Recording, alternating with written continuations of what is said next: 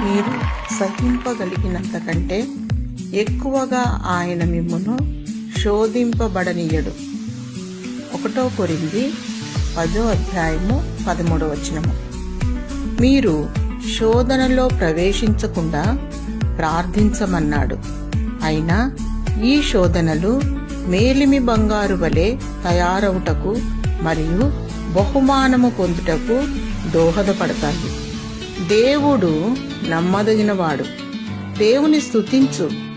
దేవుడు నీకు విడుదల ఇచ్చి విజయము దయచేయునుగాక.